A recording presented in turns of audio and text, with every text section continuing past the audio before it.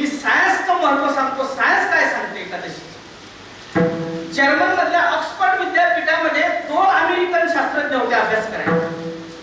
त्या अमेरिकन शास्त्रज्ञानं असा लेख लिहिला की भारतामधील हिंदू धर्मामध्ये जी माणसं एकादशीचं व्रत करतात, जर्मन मधल्या ऑक्सफर्ड विद्यापीठातल्या अमेरिकन विचारवंताचा तो लेख आहे. तो सांगतो तुम्हाला. सायन्स सांगतो एकादशीचं.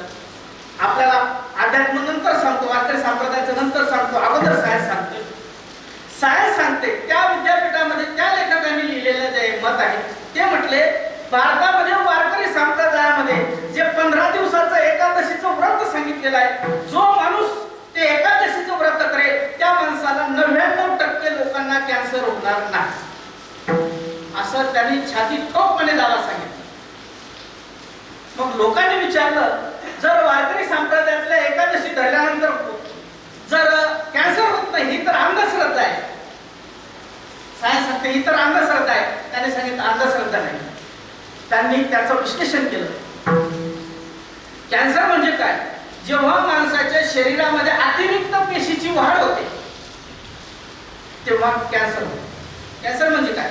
शरीरातल्या अतिरिक्त पेशी वाढल्या, सेल्स वाढल्या की तुम्हाला कॅन्सर होतो. जेव्हा तुम्ही 15 दिवसात उपवासी राहता त्या दिवशी पोटात जर काही नसेल तर इतर पेशी त्या वाढणाऱ्या पेशीला खातात. आपण म्हणतो मला पुस्तक करायला लागलो, पोटात कावळे ओरडायला लागले, त्रास व्हायला लागला म्हणतो ना आपण, त्याचं कारणच ते आहे. शरीरातल्या ज्या अतिरिक्त पेशी असतात, चेतापेशी असतात, त्या इतर पेशीवर कार्य करतात, त्याला खातात, मारतात. आणि 15 दिवसातून जेव्हा तुम्ही 1 दिवस उपवासी राहता तेव्हा तुमच्या शरीरामध्ये ज्या अतिरिक्त वाढणाऱ्या ज्या पेशी आहेत त्या इतर पेशी त्या पेशींना वाढू देत नाही, हे सायन्स आहे. आणि अतिरिक्त जर पेशी तुमच्या शरीरात वाढल्याच नाही तर तुम्हाला कॅन्सर होणारच नाही, हे सायन्स आहे. वारकरी संप्रदायाने सायन्सचा एवढा अभ्यास केलेला आहे, पण त्या काळातील लोकांना सायन्स समजत नव्हतं, म्हणून वारकरी संप्रदायाने त्याला धर्माचा आधार दिला. धर्म सांगते, वारकरी संप्रदाय सांगते की तुम्ही काय करा, एकादशीचं व्रत करा. का? तर तुम्हाला पुण्य होतं. कारण लोक त्यावेळेस पापाला आणि पुण्याला मानत होते. आता पापाला भेट नाही तर बापाला भेट नाही. आता फार काळ पडतो. पण त्या काळात सायन्सला नव्हते मान्य, धर्माला मानत होते, म्हणून लोक वारकरी संप्रदायाने त्याला धर्माचा आधार दिला. त्याही काळामध्ये संत सांगायचे, मंदिरावर जर दर्शनाला जायचं असेल तर अनुवानी पायाने जा. पारावर चालला, पाय जोडा घालून चालला, त्याच्या मागे शास्त्र होतं. सकाळी जर तुम्ही अनुवानी पायाला मंदिरापर्यंत जर चालले तर आपल्या तळ पायामध्ये जेवढ्या रक्तवाहिनी आहेत आपल्या शरीरामध्ये तेवढ्या सगळ्याचे बटन आपल्या तळपायात आहेत. जेव्हा आपण जमिनीवर चालतो तेव्हा जमिनीचा आणि आपल्या तळपायाचा संपर्क येतो, आणि संपर्क आल्यामुळे जेव्हा आपल्या तळपायामध्ये जर एखादा दगड किंवा वाळू जर आली तर ती प्रेस होते, आणि ते प्रेस झाल्यानंतर जो माणूस सकाळी उठल्यानंतर कमीत कमी 10 ते 15 मिनिटं अनुवानी पायाने चालतो त्या माणसाला आयुष्यात पॅरालिसिस अर्ध्यामुळे होणार नाही. सायन्स सांगते, मी नाही सांगत. मग वारकरी संप्रदायाने काय सांगितलं की मंदिरावर जायचं ना तुला, मग अनुवानी पायाने जा. पृथ्वीचा आणि तुझ्या पायाचा संपर्क असू दे. जर आपण जमिनीवर चप्पल न घालता जर इलेक्ट्रिकला हात लावला, शॉक लागतो का नाही? स्लीपर चप्पल पाहत असली तर नाही लागत, आधी भेटत नाही. लक्षात घ्या, फार छोट्या छोट्या गोष्टी सायन्सनं सांगितल्या. वारकरी संप्रदायाने त्याचा एवढा अभ्यास केलेला होता. दुर्दैव आपलं, आपण त्याच्याकडे दुर्लक्ष केलं आणि दुर्लक्ष करून या गोष्टी आपल्याला माहीत झाल्या नाही. त्या विद्यापीठातल्या लोकांनी अभ्यास करून सांगितलं की भारतामध्ये जेवढं वारकरी, महाराष्ट्रामध्ये जेवढा वारकरी संप्रदाय आणि वारकरी संप्रदायाने जेवढं व्रत सांगितलं, एकादशीचं व्रत जर केलं तर 99% लोकांना कॅन्सर होणार नाही. हे जर्मन मधल्या अमेरिकन विचारवंतांनी सांगितलेलं आहे. ऑक्सफर्ड विद्यापीठातल्या विचारवंतांनी सांगितलं. आता वारकरी संप्रदायाचं सांगतो. शास्त्र वारकरी संप्रदाय म्हणते 15 दिवसात एक एकादशी. काय ना तर व्रत सार, काय तुझा जीव जातो एकादशी, फराळाच्या विषयी धान्य विषयी. एकादशी नगरी मेली वैकुंठाशी,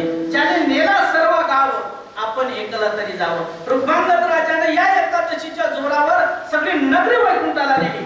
संत म्हटले तुम्ही एकादशीचं व्रत करून एकटे तरी जा. म्हणून माझ्या समोर बसलेल्या कीर्तनामध्ये बसलेल्या माणसांना हात जोडून माझी नम्र विनंती आहे, जर असा काही प्रॉब्लेम असेल तर दिवसभर चरा, पण ही एकादश गेली तर जाऊ द्या. याच्यानंतरची जी येणारी एकादश आहे दिवसभर चला पण एकादशी करा. विठ्ठल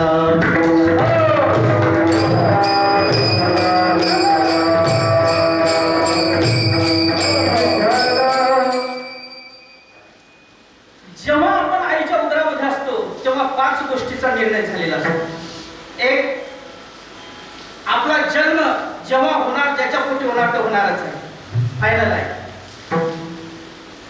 दुसरी गोष्ट, जन्म, लग्न,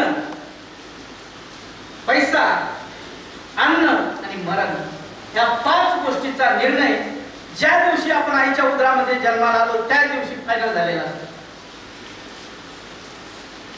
जन्म ज्याच्या पोटी होणार आहे तो होणारच आहे. लक्षात ठेवा, पसंतीनं पत्नी मिळेल, आई वडील नाही मिळणार पसंती. आणि जर आपल्याला जर चॉईस दिली असती, ऑप्शन दिले असते देवाने, तुला कोणाच्या पोटी जन्म घ्यायचा, तुला 5 ऑप्शन आहे, तर अंबानीच्या घरात लेकर मावले नसते आणि गरीबाला लेकर झाले नाही. बरोबर आहे? बरोबर आहे का? श्रीमंताच्या घरात लेकर मावले नसते आणि गरीबाला लेकर नसते. माय बापासाठी ऑप्शन नाही, माय बापासाठी चॉईस नाही. पसंतीने तुम्हाला पत्नी मिळेल, माय बाप मिळणार नाही. माय बाप हे पुण्याईनच घ्यावे लागतात. ज्या दिवशी तुमचा जन्म ठरलेला आहे त्या दिवशी तुमचा जन्म होणारच आहे. संत साहित्य तर सांगते की तुम्हाला तुमच्या वासनेप्रमाणे जन्म घ्यावा लागणार आहे. जन्म घेणे लागे वासनेच्या संगी. रोहिदास महाराजांचं जर जीवन चरित्र तुम्ही पाहिलं, रोहिदास महाराज चांभार होते, पण त्यांचं जर जीवन चरित्र जर तुम्ही वाचलं तर अगोदरच्या जन्मामध्ये रोहिदास महाराज ब्राह्मण होते. ब्राह्मण असल्यानं खूप देवाची सेवा केली, पण ज्या दिवशी त्यांचा अंतकाळ आला त्या दिवशी त्यांच्या समोर एका माणसानं सुंदर चप्पल घातलेली होती. यांनी ती चप्पल पाहिली आणि यांच्या डोक्यामध्ये एवढे विचार आले की एवढे दिवस एवढा श्रीमंत असून एवढं जीवन जगलं, पण अशी चप्पल कधीच घातली नाही. जाता जाता चप्पल मध्ये मन गुंतलं, त्याचा परिणाम असा झाला पुढच्या जन्मामध्ये ते चालणार. जन्म घेणे लागे वासनेच्या संगी. जन्म घ्यावा लागतो. जड भरत राजा हरणे गर्भा गेला, गाला तो घातला वासने. जन्म जसा तुमची जशी वासना असेल, जसे तुमचे कर्म असतील तसं तुम्हाला जन्म घ्यावाच लागतो.